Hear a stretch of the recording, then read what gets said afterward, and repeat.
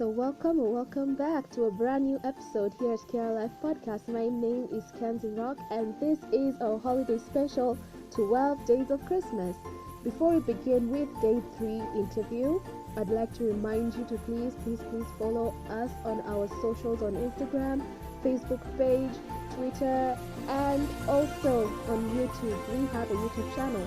The link will be in the description down below. You can find everywhere where the podcast is available too. And please subscribe so you know when next we are uploading. So, today's guest is a high energy individual. For the past 20 years, he has been heavily involved working with the community and business sector. He has been a youth worker, a social worker, a consultant, radio host, and mentor.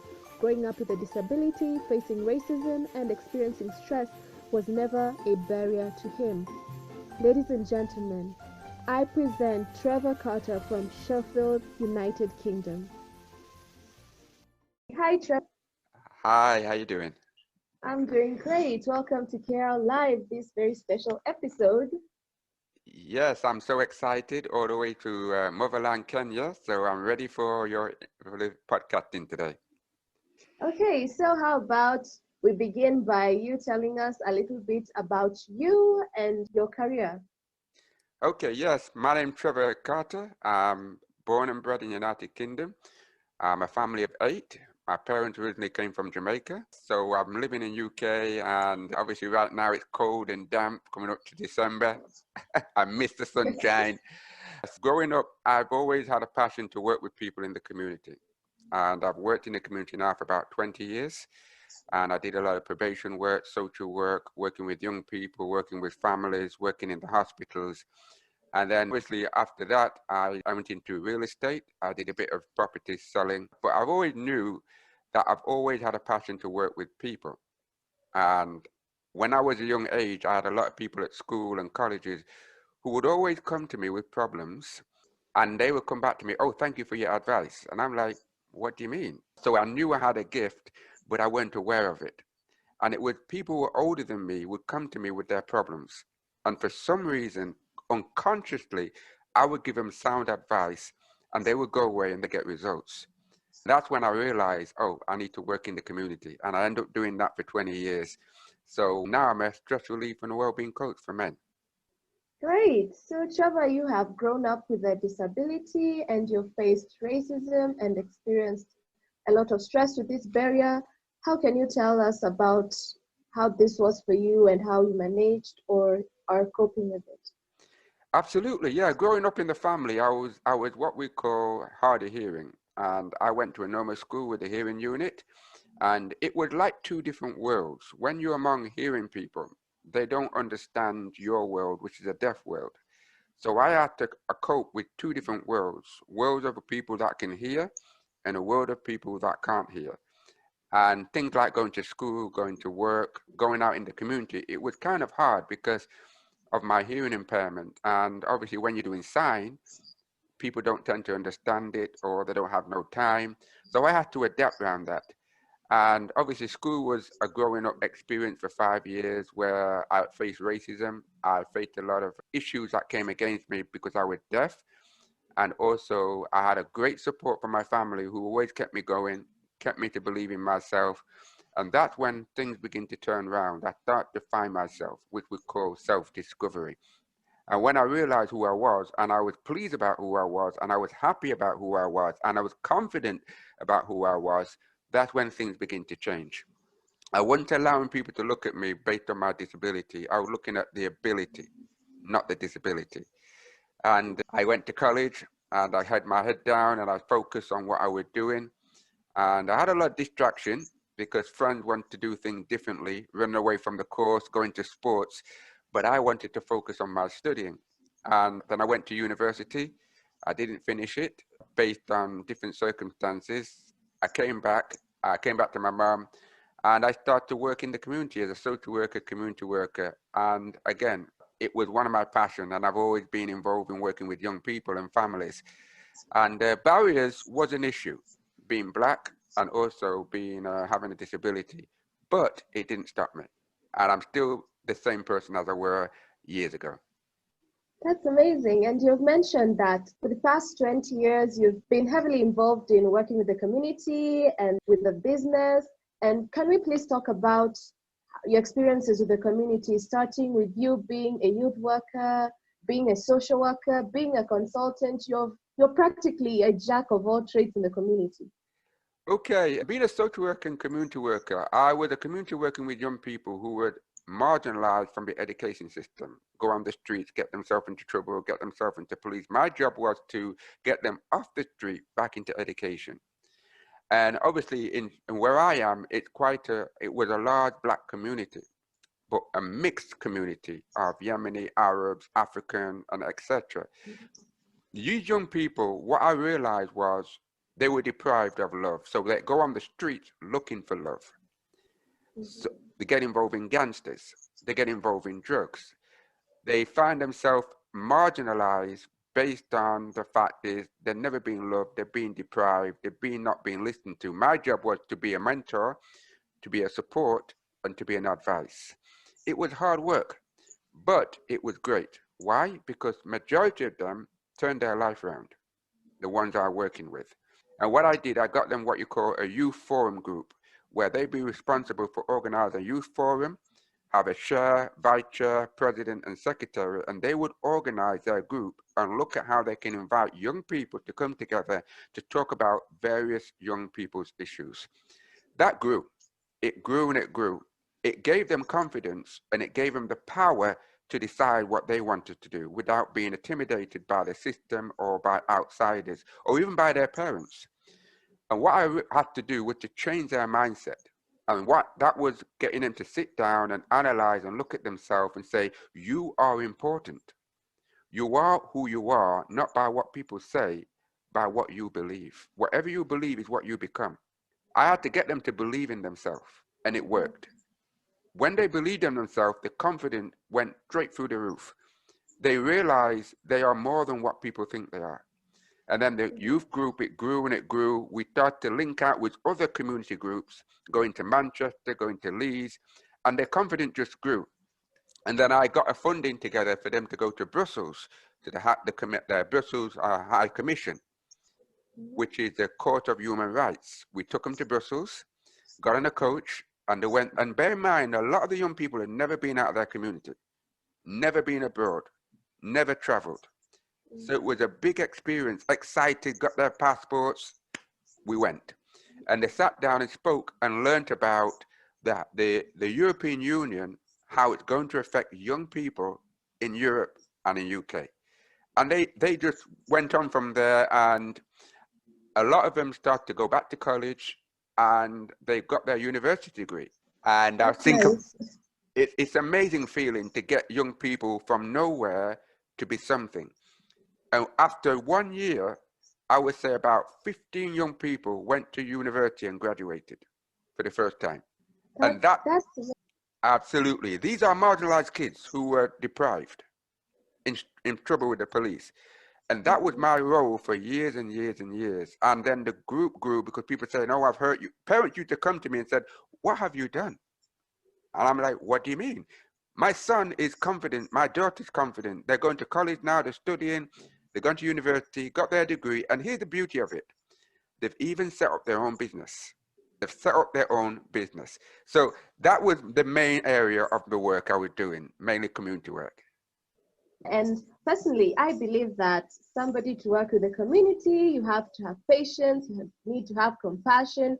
Because at 11, my mother drove me into community service. That was the first time I did community service, and I've always been hooked in helping people.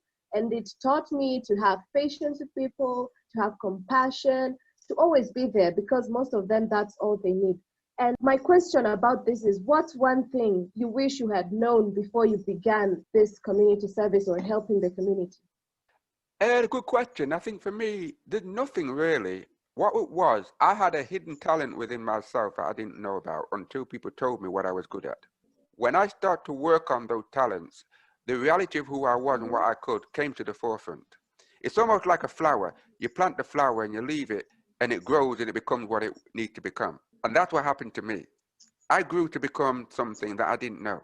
but it was already inside of. And so when I realized the tools was there, I used it, and it helped me get my career, my health, my heart, my everything fall in place. And that's when I knew community was what I wanted to do. And I tell you, there's so much story to tell you. So many people's lives have been changed after the last 20 years, even up to this day. They're on social media and they say, oh, I remember you. You helped me this, you helped me that. And it's a good feeling after so long. And some of them were going through suicidal. I actually was able to help them to avoid them going down that road. Some were experiencing mental health. I helped them to avoid continuing going down that road of depression. And these are the things that I realized, wow, I didn't know that was in me. But now I know, I'm using it to this day to help other people's lives as well. That's nice. Speaking of great feelings, I know that not every kid out there is quote unquote savable. You can try to bring a person into a good life, but personally, you might end up failing. Have you had these moments when you had a failure with one of the kids or one project when you couldn't turn their lives around? And Absolutely. It's not every young person who comes who needs your help. Some are so rebellious, some are so self-denial, some would even physically attack you, just trying to correct them. You have to deal with those scenarios. I had to deal with that.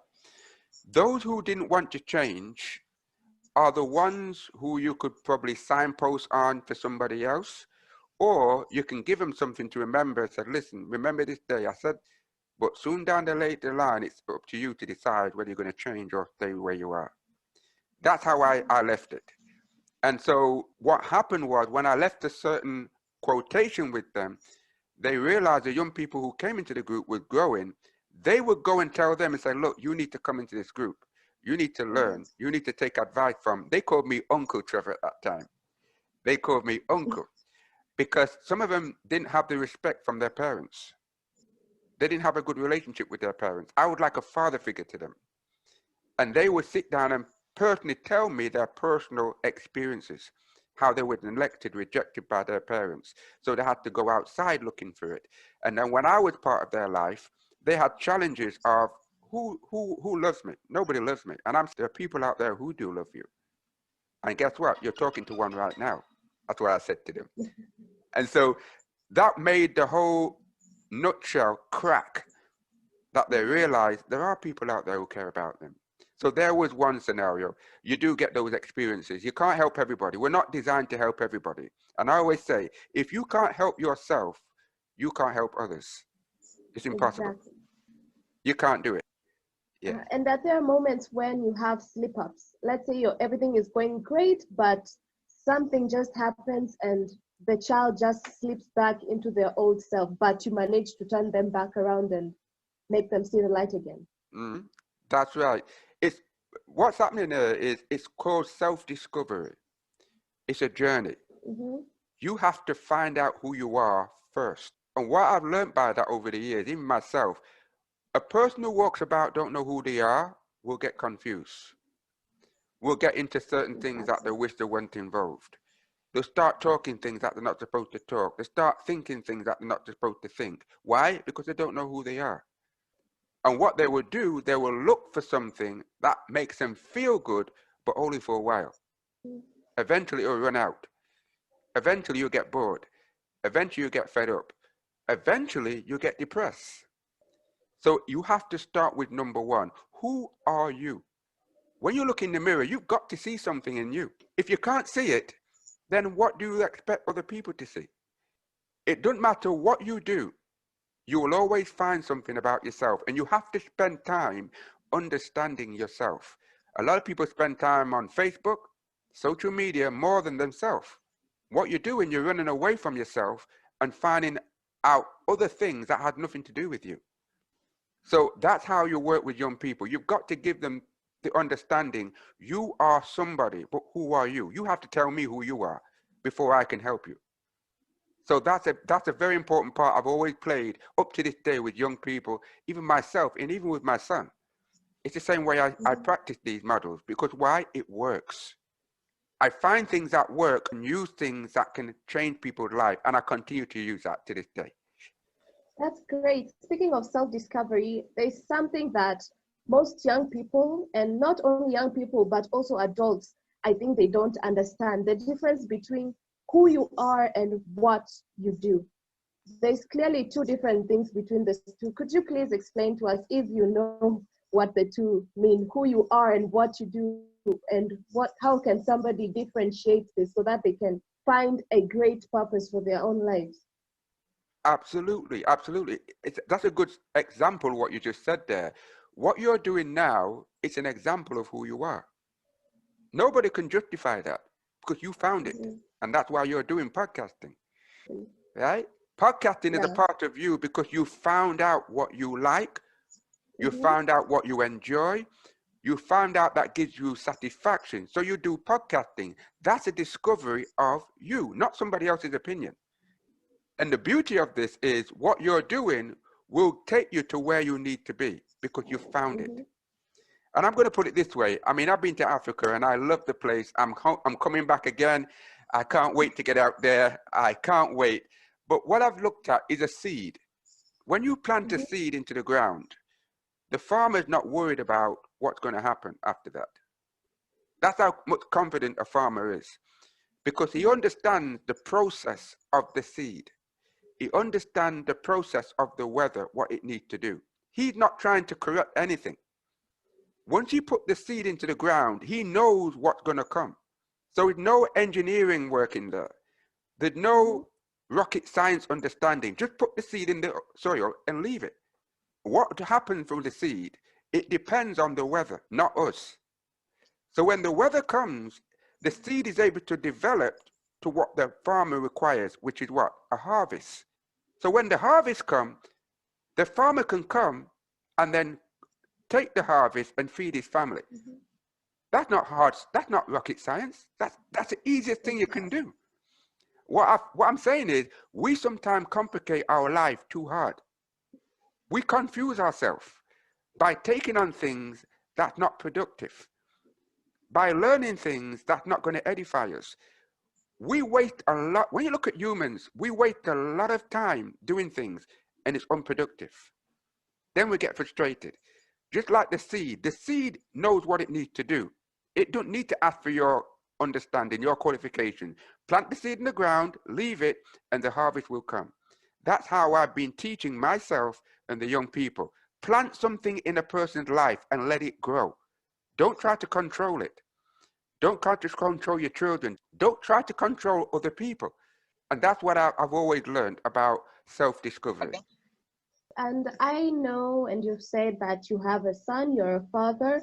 Could you please tell us three people who are most influential to you, or what are the three things that have influenced you throughout this time?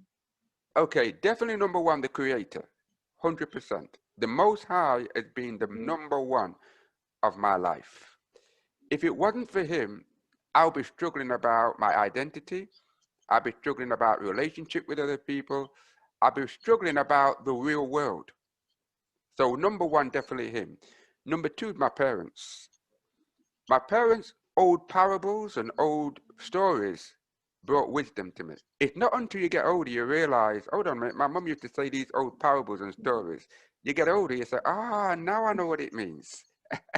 It's called Uh-huh. wisdom. Yeah? That's why I love Mm-hmm. listening to the older generation stories. They may not apply to our society 2020, but they always have a meaning. That's Mm-hmm. what made me become who I am. The third thing is people in general who are open, transparent, willing to learn. They've been influencing my life. They've been at the side of me when things was hard. So they are the three things that have been a very much influence in my life, definitely. Mhm. Okay, Trevor, there's this Swahili saying we have from my country. It says that he who doesn't listen to the mother, the world will teach him. So, yeah, direct translation, that's what it means. But I believe that not everybody is lost. If you won't listen to somebody close to you, your neighbor will actually be the one to help you out. Don't let the world teach you a lesson from that. So, what are some myths you've heard about kids who are lost, or the society being rotten, or kids being rotten, that you wish people would realize that this is a myth and it's not true? Okay. The world itself right now with the pandemic, The number one I can say to everybody out there is hope. There is hope. There's no doubt about it. There's hope. But it depends how you go about it. Mm-hmm. It depends what you read, what you study, what you listen to. If you're listening to things that doom and gloom, you've already lost hope. So sometimes we do have to switch our TV off. Sometimes we have to switch our radio off. Sometimes we need to put ourselves in an environment where you see results. It might mean you might go and leave and go into another area, another community, and you see the community Mm-hmm. working together. They're productive. They're working together. They're building. That you can see hope right there. Mm-hmm. Sometimes we have to pick ourselves up and find an environment where we can learn. Don't spend too much time in an environment where there's nothing happening for you, where nobody's there to encourage you. Find the environment. The environment will find you. In fact, the environment will find you more than you find the environment. And guess what? Exactly. The environment is right in front of us. But if Mm-hmm. you're not happy with the environment, you have to change it. It won't change for you. Now, the first way you Mm-hmm. can change the environment is your mindset. That's the first thing you need to change. Why? That's where the real war is. The war is in our minds, not the environment. It's the way we think. Mm-hmm. So, for example, anybody out there who's got a negative mindset, they're programming themselves with the doom and gloom. They've lost. That's why you can't stay around with them too long. You can't stay on the phone with them too long because it's too depressing. Some people have to put the phone down. Some people say, you know what, I'm going to have to cut you off. Because the energy that you're getting from that Mm-hmm. person is too much doom and gloom. You didn't pick the phone up to talk to somebody about doom and gloom. You picked the phone up to talk to them about life. Life never runs out. Life is always going to be here. It's the way you go about it. It's the way you think about it. It's the way you see it. So to me, I'm going to tell you the truth. I don't even recognize the pandemic. I don't even know it's here. Mm-hmm. Why? Because my mind is somewhere else. And I'm still. Uh-huh. So this is the difference, the Mm-hmm. power of the mind. If you keep focusing on the pandemic, you're going to stay in the pandemic environment. I'm aware it's there. I'm aware it's a problem, but I'm not focused on it. Guess what? I'm still moving. I'm still breathing. I'm still doing my business. I'm still productive. I'm Mm-hmm. still helping people. I can still feed myself. I can still look after my family. Why? Because I'm productive. I found an environment that works, even in the pandemic.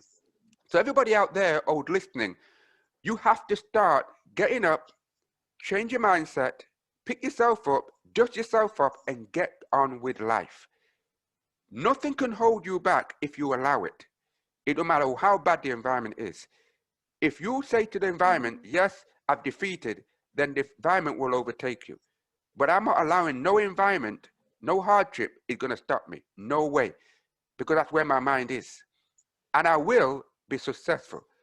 Why? Because I've made it a commitment to be successful, not waiting on other people to tell me to be successful. So that's my message to people out there who are listening. That's nice, Trevor, because it's true that a strong mindset means strong will for a person.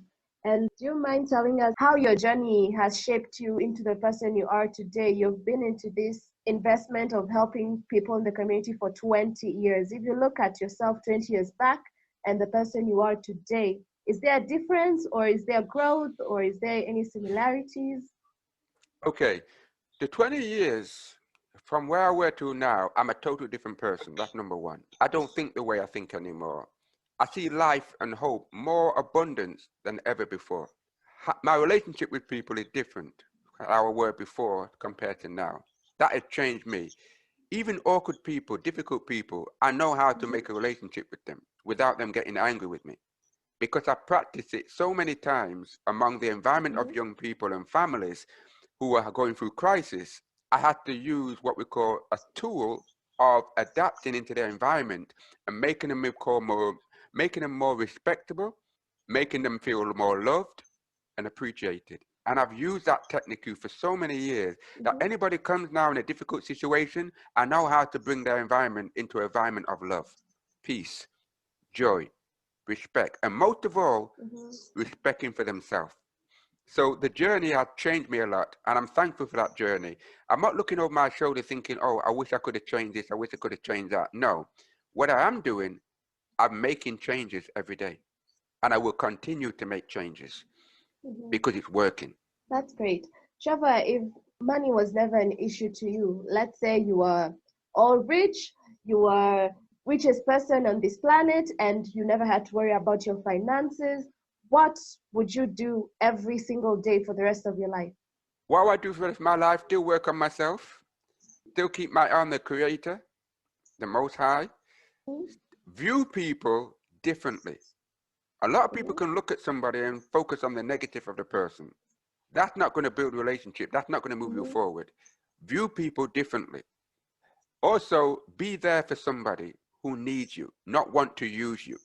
Because there are two different kind of people. People want to use you, and people want to be there just to listen to them. Also, mhm, understand where I am and be thankful for where I am, and not try to run ahead. And I always say this, and what I mean by mhm, that, if you're going to war, you have to have a strategy in place before you go to war. Some people go into things in their life without a strategy or a plan, and they get hurt because they didn't have a plan. That's the same with life. You can't go forward if you haven't got a plan. And planning exactly. means thinking about it is not good enough. You have to write it down. What is your Mhm, plan? Write it down. And then what you do, you flow with the plan. And I've seen it happen all the time as a stress relief and a well-being coach. I get results all the time. Every time I write it down and I visualize it and I walk with it, I get results, no matter what it may be. So for my world, it's a world of first working on myself, making a difference in other people, be available for people who need the help, not for people who want to use you. And you also, the other thing is to make a successful world, we do have to cut some people off in our life who are very toxic lifestyle. That's hard. That's hard. But it has to be done if you want to move forward. You have to cut some people off in order for you to live a life that you want completely to. do. Is that you know that one, yeah? Mhm. It's a tough it's a tough one. Some Yeah, I people do. agree, and they probably look at you as selfish and you are ignorant. No, you're living a toxic life and it's damaging me. I have to let go of you, and that goes to relationship with a Mhm, partner. It goes to mother and father relationship, family relationship. Some things are hard because especially for your blood family.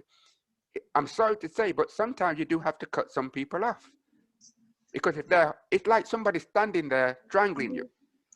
Are you going to stand there and let them strangle you? No, you're going to have to stop, do something about it. And that's Of what it course is with not.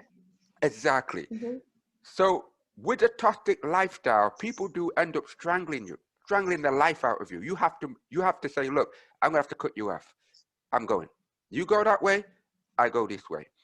And so yeah, that's it. That's the kind of life I, mhm. I, I always visualize and look forward to a better world. And what's your vision for the community itself 10 years from now? Continue to do community work with young people. I still get a few phone calls now and then, and I have ideas of connections in Africa. I am looking at doing some connection Mhm, work in Africa with the young people. Because when I went over there, there's a school there I'm working with, which is a deaf school, which is in Ghana.